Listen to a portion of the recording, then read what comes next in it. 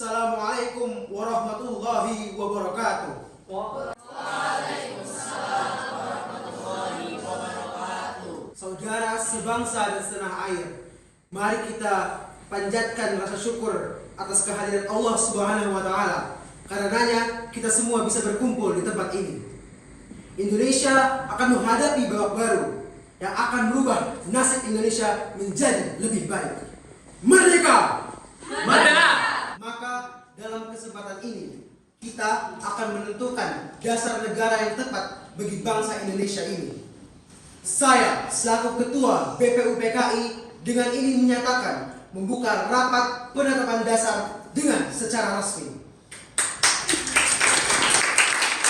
Saya Musuh perkenalkan kami untuk mengutarakan pendapat kami pada komunis mengenai konstitusi yang harus kita buat. Kami percaya bahwa konstitusi harus mencerminkan semangat kesetaraan dan keadilan sosial. Ideologi komunis mendorong penghapusan kelas sosial yang eksploitatif. Kita juga harus memperhatikan kebebasan individu dan demokrasi dalam konstitusi kita. Ini adalah nilai-nilai yang penting dari bangsa Indonesia. Pada masa penjajahan Belanda, ada banyak ketidaksetaraan sosial dan eksploitasi di Indonesia. Ideologi komunis dengan penekanan pada penghapusan kelas sosial eksploitatif dapat membantu mengatasi masalah ini. Kami percaya bahwa dengan mengadopsi ideologi komunis, kami mungkin dapat belajar dari pengalaman mereka dalam membangun negara yang kuat dan mandiri. Tetapi mayoritas bangsa Indonesia adalah penduduk beragama, terutama kaum muslim.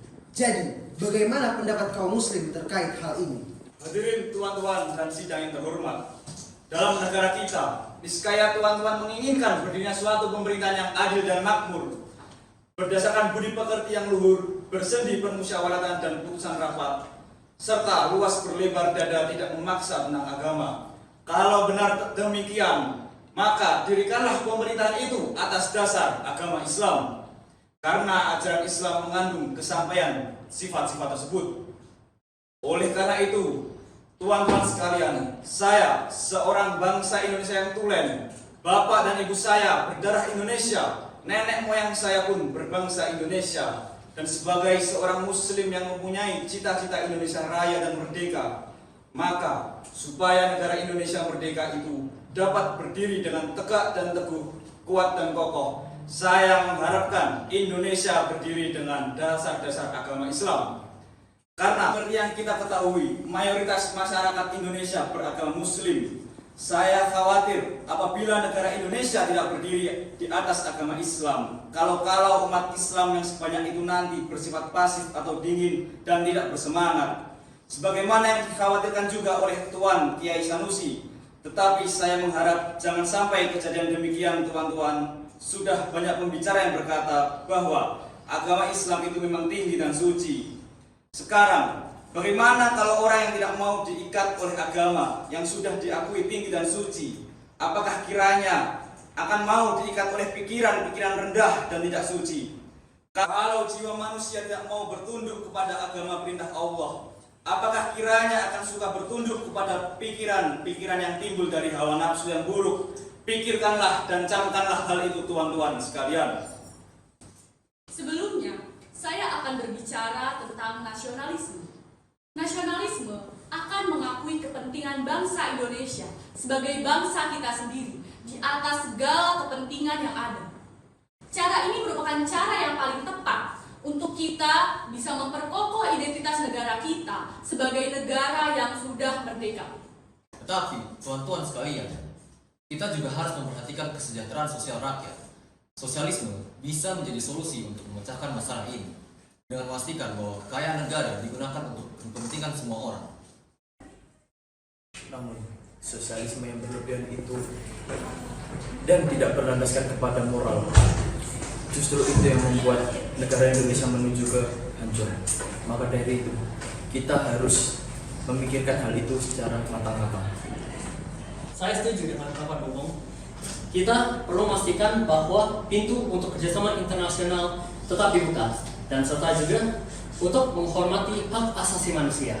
Kita memerlukan dasar negara yang memastikan bahwa suara-suara rakyat terdengar dan hak individu dihormati, termasuk juga hak-hak dalam beragama. Maaf memotong teman-teman sekalian. Kami perwakilan dari suku Bugis, izinkan kami memberikan pendapat kami. Suku kami selalu menjunjung kebudayaan. Oleh karena itu, suku kami juga memiliki local wisdom, yaitu lemkureng atau kejujuran, amacam kecendikiaan, astinanjam atau kepatuhan, atenggengeng atau keteguhan, reso atau usaha, dan risik atau harga diri. Dengan begitu, saya rasa paham ini tidak cocok dengan budaya kami. Betul, Bu.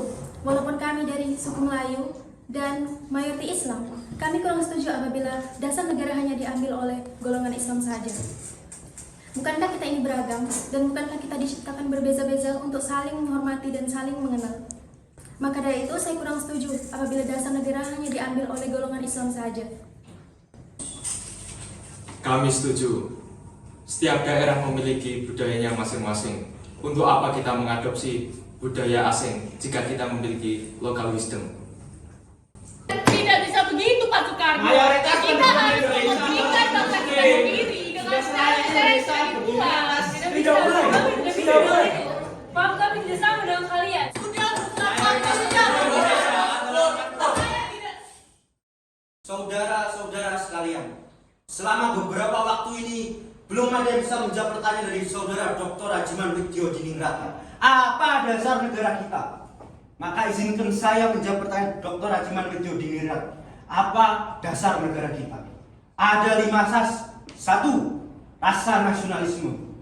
Hanya dengan rasa nasionalisme lah bangsa Indonesia dapat menjadi satu kesatuan. Rasa nasionalisme yang tidak sempit, yang tidak mendahulukan kesukuannya sendiri. Gandhi berkata, saya adalah seorang nasionalis, tapi nasionalisme saya adalah peri kemanusiaan. Itu adalah butir kedua. Ketiga, mufakat yang didasari oleh permusyawaratan dan perwakilan. Setiap gesekan dari agama atau budaya harus diselesaikan dengan cara permusyawaratan.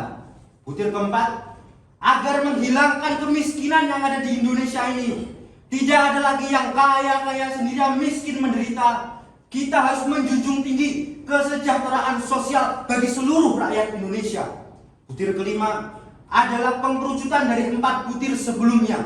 Ketuhanan yang Maha Esa. Marilah kita amalkan Indonesia yang berketuhanan. Tuhannya menurut agamanya masing-masing.